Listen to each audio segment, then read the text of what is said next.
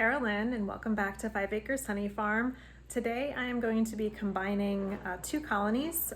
One, the queen has totally disappeared. I had actually put her in a queen cage, and when I went to go release her after having the brood break, the queen cage was empty. So really mind-boggling because she was securely in there when I left her, and there's really no way for her to get out. So she did somehow escape. So the colony right now doesn't have a queen that I have found. They were having some varroa issues, and this was actually the colony that when I caged all my queens, this is the one queen I couldn't find. So they've had more time for brood development, which means more time for varroa to develop. So the problem in there is probably a little bit greater at this point than it was when I was really trying to find her. So at this point, what I did, since there is no brood in that colony, I did an oxalic acid vaporization earlier this week, about 2 days ago. And that way I'm going to check the IPM board in a moment. And if you're new to beekeeping, the IPM board is an integrated pest management board. It's a white board you can put under the bottom board if you've got a screen bottom board, and that will it'll show how many mites have dropped from the colony. So you get the highest mite drop about 24 hours after treatment. Right now it's 48 hours after treatment, so it's also a good time to take a look at it. I'm going to assess that, and then I am going to open up the colony that is queen right, that has a queen that I'm planning to combine them with.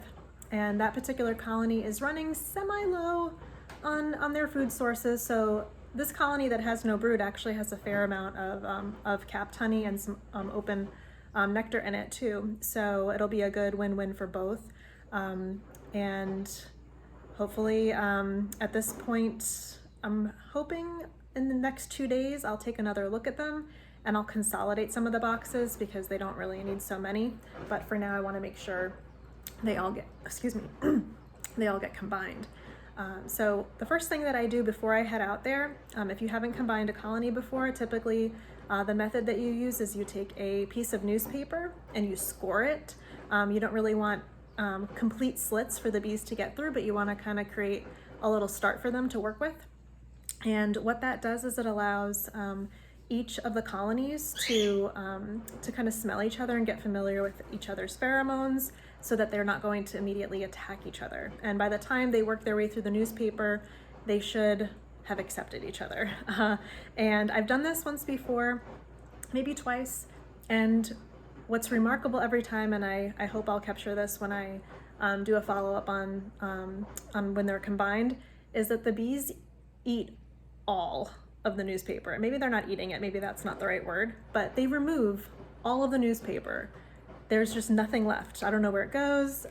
It's really crazy, but let me show you this. So I have a newspaper from the mountains that I have, and so all I did is you can barely see, I've scored it, and I've scored it in 4 different places, and that will allow enough of a starting point for the bees to work their way through. When I've done this before, it ends up being like not so windy of a day, but windy enough where it's really challenging to keep the newspaper down as I'm putting the next box on.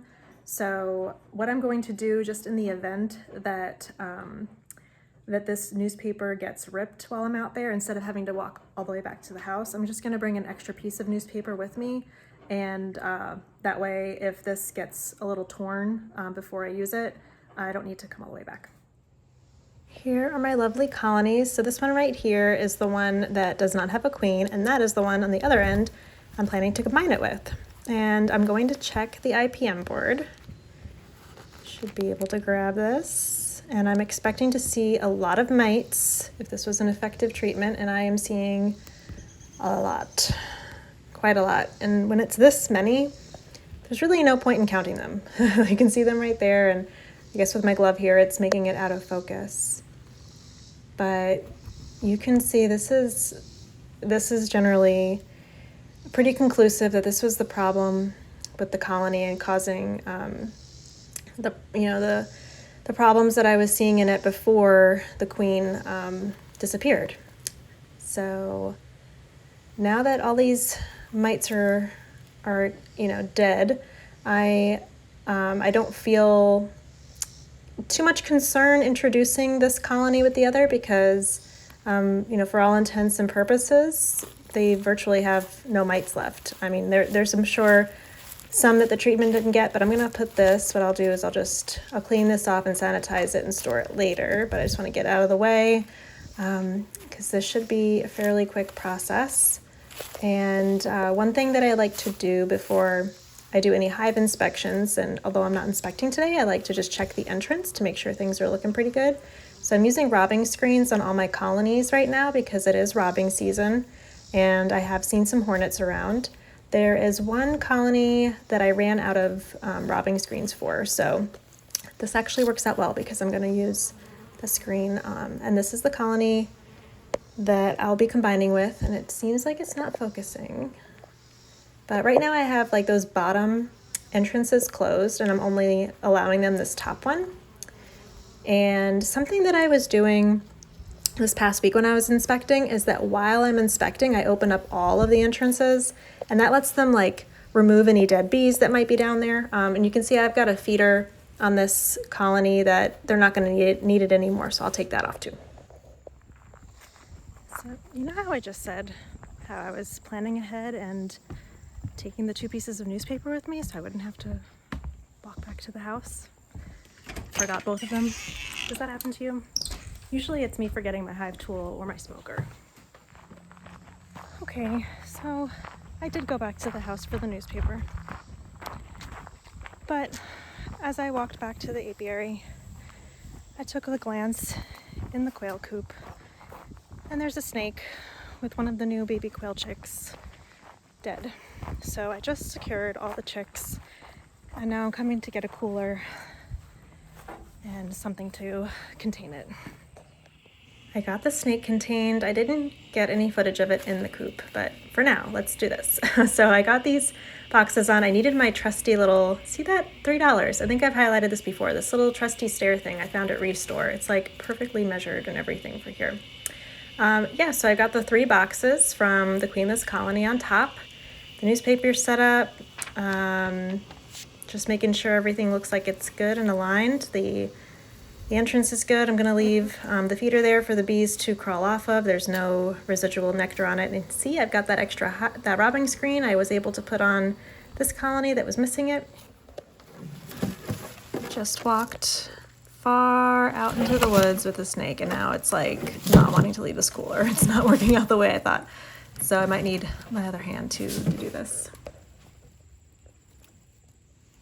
I'm wondering if it's not coming out because it's hurt somehow, but it looks totally fine.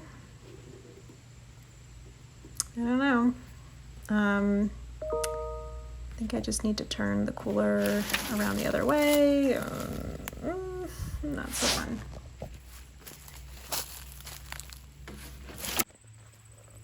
All right, I got the cooler turned around, and he's slowly making his way out. I have it facing away from the house, and I'm about 300 feet from the house, so I think this will be okay.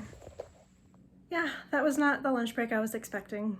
I really thought I was going to go out there for 15 minutes tops, just change back into my clothes and jump back on Zoom and actually have a moment to have a meal and sit down, but my entire lunch break was catching the snake, combining the hives, and releasing the snake far into the woods.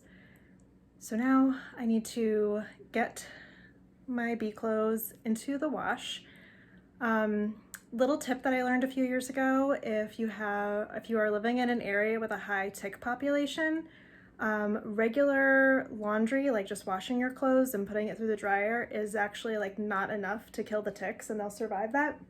And chiggers will survive that too, speaking from experience. So what I learned is that you need to put your clothes through the dryer first for 15 to 20 minutes. Sometimes in 10 minutes, as long if the clothes are dry. Like my clothes are soaking wet right now, so they're going to go in for 20 minutes. So the dry heat is actually what kills the ticks and the chiggers. So just in the event I'm not seeing any of them on my clothes after traipsing through the woods, I'm going to throw everything through the dryer for 20 minutes and then just do a regular wash and dry. The hives are combined. I'm going to check on them in 2 days and consolidate some of those boxes, and I'll give you an update then.